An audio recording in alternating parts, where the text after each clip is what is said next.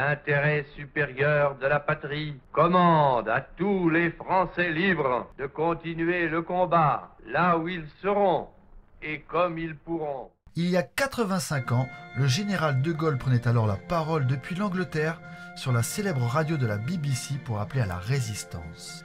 Un discours et une date commémorés aujourd'hui dans la commune de Pointe-Boute en présence de représentants de l'État, de membres du SMA, d'anciens combattants ainsi que du premier magistrat.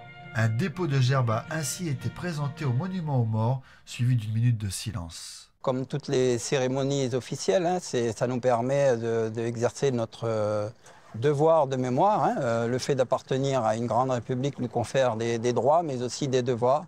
Celui de la mémoire est important et c'est pour ça que nous le célébrons aujourd'hui. Il y a 4 sortes de paille tuvier sur le Djaout. これがパレチュビエっていう名前のマングローブの一種で4種類あるらしい。 Il y a 2 arbres et 2 bosquets. C'est le dépaysement pour ces 3 Japonais. À la recherche de fleurs que butinent les abeilles du Grand Nord, ils se retrouvent en plein cœur du fleuve, le Djaout, accompagnés de Ricky Martin, guide touristique à Uegwa, qui met à contribution ses services pour cette sortie un peu spéciale.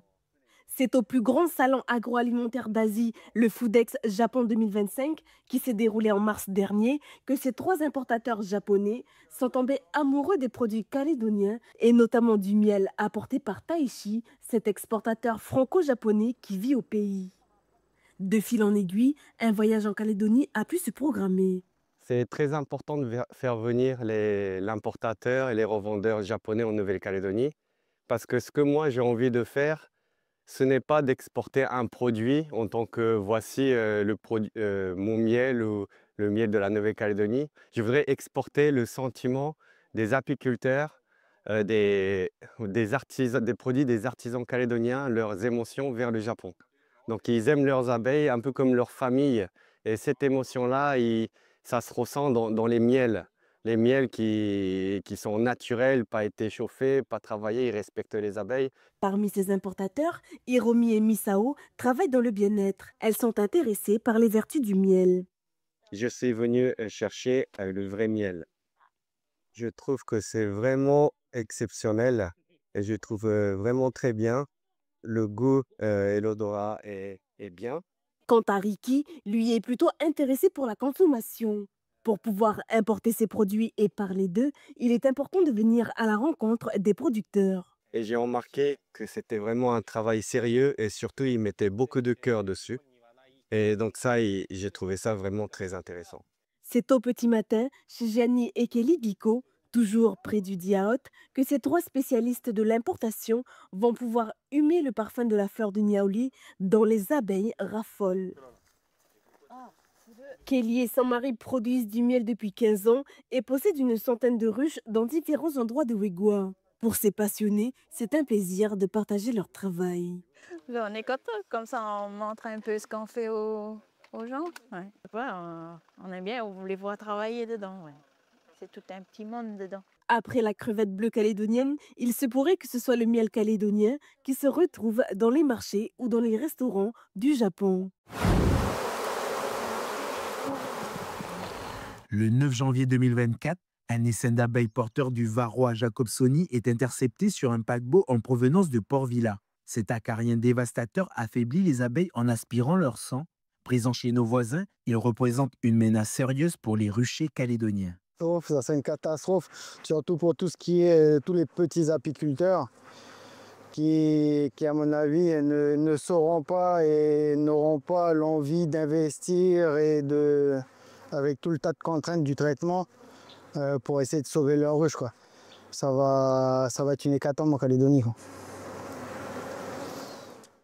Dès l'incident, un maillage de pièges s'est installé à Nouméa. En février 2024, plus de 23 000 abeilles ont été capturées et analysées. Bonne nouvelle, aucun varroa et toutes sont locales. Non, clairement sur l'intervention sur Nouméa qui a eu lieu elle a duré 1 mois l'année dernière. On a eu une vingtaine de pièges qui ont fonctionné, plus de 20 000 abeilles qui ont été piégées, qui ont été identifiées. On n'a absolument jamais vu un individu de cette autre espèce d'abeille qui aurait pu arriver et qui était porteuse de varroa. Et dans le Grand Sud, de la même manière, on n'a pas non plus identifié ce parasite-là. Déjà existant depuis 7 ans, le plan Varroa est renforcé. 3 ruches sentinelles sont aujourd'hui contrôlées tous les 15 jours. La stratégie est préventive, objectif, protéger l'entrée maritime, zone la plus vulnérable. Ces ruches-là, sentinelles, elles sont surveillées tous les 15 jours, ça suffit. Nous, on va appliquer un traitement acaricide dans les colonies. Et du coup, n'importe quel acarien qui serait en contact avec cet acaricide-là, en fait, meurt dans la colonie, tombe au fond de la colonie. Et en bas des ruches, on a des plaques graissées. Et du coup, qu'on vient contrôler visuellement. Et on verrait du coup le parasite qui serait tombé mort au fond de la colonie. La ville de Nouméa vient de durcir ses règles depuis le mois de mars. Toute implantation de ruches est désormais interdite dans une bande littorale d'1 kilomètre, du port à la pointe de l'Artillerie. Quand on regarde cette zone où on n'a plus le droit aujourd'hui d'implanter de nouvelles ruches, de nouveaux ruchers, c'est quelques kilomètres carrés à l'échelle de la Calédonie. C'est quasiment rien, donc c'est pas ça qui va entraver ou empêcher une activité apicole, une activité de production de miel. Mais par contre, c'est ça qui nous apporte un outil supplémentaire dans notre capacité de pouvoir répondre rapidement à une crise et surtout de limiter les chances de contact. Si le varroa s'installe, les conséquences seraient lourdes pour les apiculteurs amateurs et professionnels. Baisse de la production, traitement chimique régulier et donc une perte de gage de qualité d'un miel sans traitement. Mais forcément, en fait, il y aura une très grosse baisse de production parce que le varroa est synonyme d'effondrement des colonies. Les colonies ne peuvent pas survivre toutes seules dans la nature. Donc on perdra tous les essaims sauvages, plus la majorité des ruches du territoire. Il nous faudra du temps pour s'adapter parce qu'en fait, les traitements existent, mais on ne sait pas bien les appliquer en zone tropicale. À ce jour, aucun parasite varroa n'a été détecté en Nouvelle-Calédonie, selon le réseau de surveillance, une situation encore préservée alors que tous les pays voisins, eux, sont déjà touchés par le varroa destructeur et le varroa jacobsoni, 2 menaces majeures pour les abeilles. On enlève les pique-niques, on prend que la gourde ou une bouteille d'eau. C'est parti pour une marche de 2 km à la découverte de la tribu de Nepou à Poya. Ces enfants, âgés de 6 à 13 ans, originaires pour la plupart de Poya, sont en stage vacances à la découverte de plusieurs tribus de la commune cette semaine.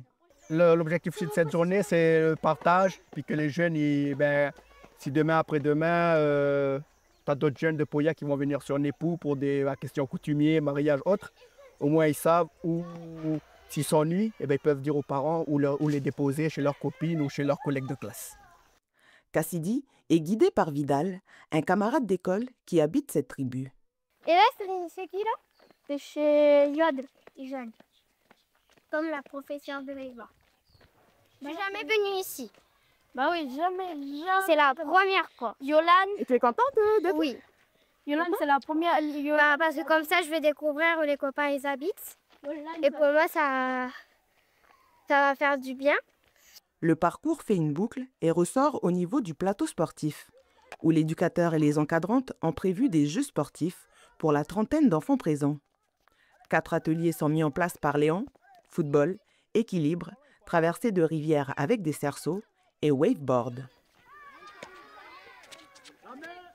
Si un petit tord ta planche, voilà. Encore. Bouge plus tes pieds. Oui. Et t'as trouvé, Georges? Oui. T'es content? Oui.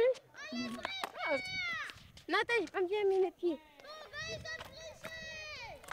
C'est des activités qui plaisent bien aux enfants. Quand ils rentrent chez eux, ils racontent leur journée aux parents. Puis après, les parents, ils m'envoient un petit texto pour dire qu'ils ont passé une bonne journée. Parce que quand ils arrivent à la maison, ils racontent leur journée passée avec moi, avec les mamans.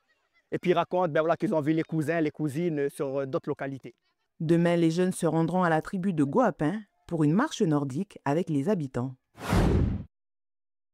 4e jour de compétition pour la Groupama Race. Sur les 23 navires en lice, 6 ont été contraints d'abandonner la course, comme le BCI Brer Fox, qui a perdu ce qu'il restait de sa grande voile et a dû déclarer forfait avant de rentrer sur Kumak. De son côté, le monocoque V5 du skipper néo-zélandais Brian Petersen ne devrait pas tarder à arriver à Nouméa, loin devant ses adversaires. Si a priori il n'y a pas de doute quant à ce que V5 soit le premier à franchir la ligne d'arrivée, l'incertitude continue de planer pour les autres. À 16 h, le navire français Guilty était en seconde position, suivi de près par son adversaire australien Romance. En 4e position, on retrouve Pulpito, nez à nez avec le BNC Mainnet, suivi eux aussi de près par le Young Guns. En attendant, le public est invité à accueillir le V5 à son arrivée, estimé aux alentours de 19h30 ce soir.